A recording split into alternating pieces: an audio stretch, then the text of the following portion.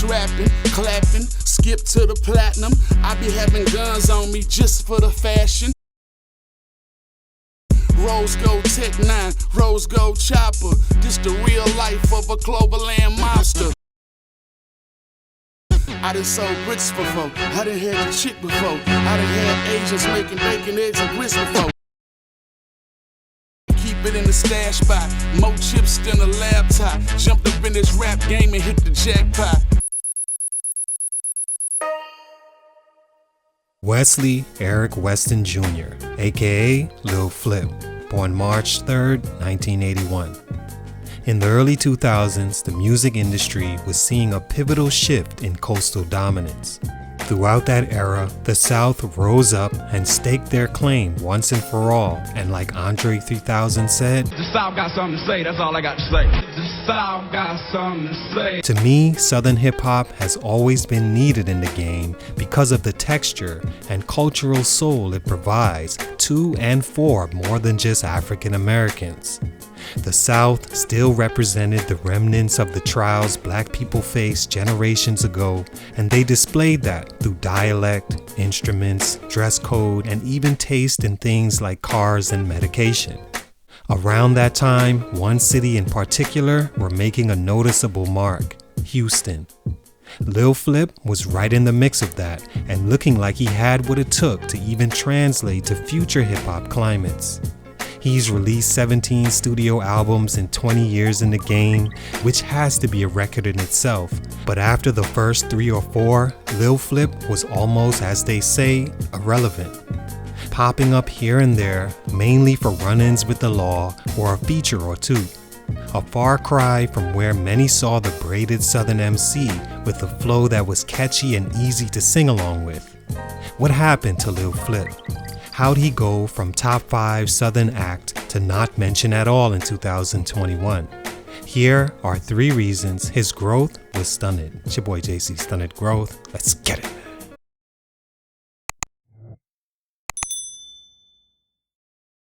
Lil Flip, as he was later called, was born in Houston, Texas, Cloverland to be exact, and got his first musical break in 1999 at 18 years old when he signed with Sucker Free, an independent label that allowed Flip to keep all the rights to his music and also complete creative control, which he should be saluted for, as he's one of the few artists that's been in the game 20 plus years and was able to keep everything he created. It's a huge reason he was even able to put out so many projects. DJ Screw heard of Flip through the streets of Houston as his music played at every strip club, in every old school Chevy, and on the local radio. He released his first album, The Leprechaun, and from there he took off. To date, Leprechaun has sold over 200,000 copies, which to an indie artist is like going platinum financially.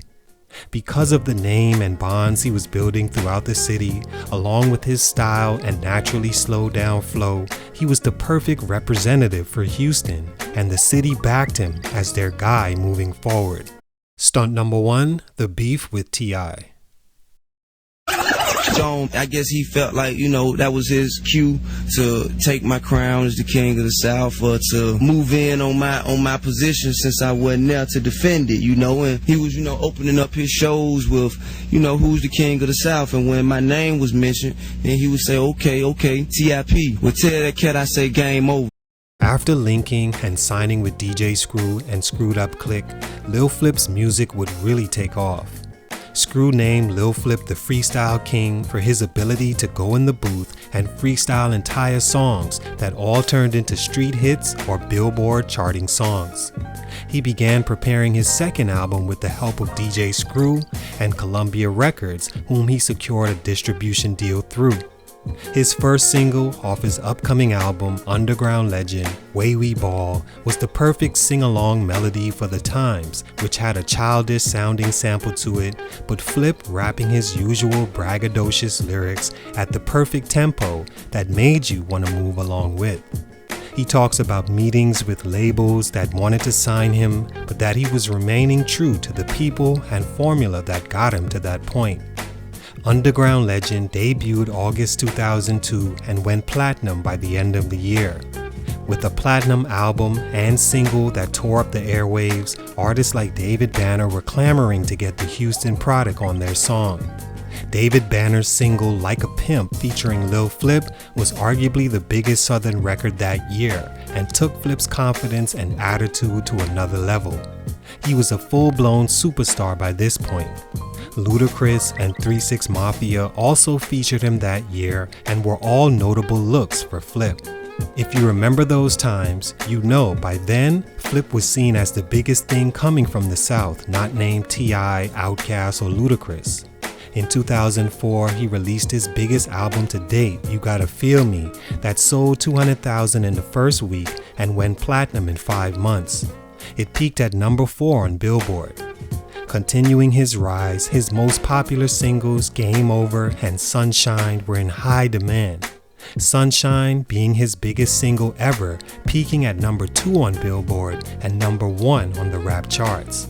I switch whips like kicks, I'm a baller, and if I get your phone number, I'ma call ya, is the most simple bar, but remains one of my favorite rap love song lines of all time. 2004 was a big year for Flip, as he was on almost every major song that summer, from Nelly, Chingy, The Game, and Beyonce. His label Clover G started, and Flip felt with the success he was having, he was better than the King of the South, self-proclaimed, and called him out for the audacity to claim the South's throne. T.I. was locked up at the time, but when he got out, he became aggressive, showing up to Flip's block and recording footage of him being good there. Flip's crew spotted T.I. but had to retreat after Tip's crew engaged in fire. T.I. went everywhere assaulting Flip's name until J Prince stepped in and dissolved the situation. Both men weren't done coming at each other. Flip's third album would drop in response to T.I. releasing Urban Legends. It led to a back and forth that saw most side with T.I., and because of his influence on the game, Flip couldn't find many artists who'd work with him over T.I., and his descent began. Listen, nigga, I'm the leader of the troops. You just following suit. I got a question for anybody following you. What kind of nigga take a picture in a Lucky Charm suit with a lollipop chain and some leprechaun boots? Next time they say he the king of the South, tell that boy I say it in my face. Stunt number 2, no major backing.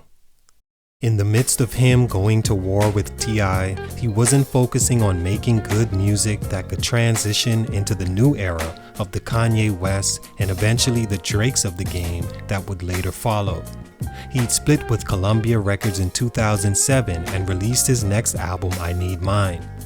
Without the major label backing, he wasn't able to make another chart-topping single, and the album flopped compared to his previous 2. He also wasn't securing features outside his own label, as not many Southern artists would work with him due to his feud with T.I. and their allegiance to him being the biggest Southern rapper at the time, not named Lil Wayne.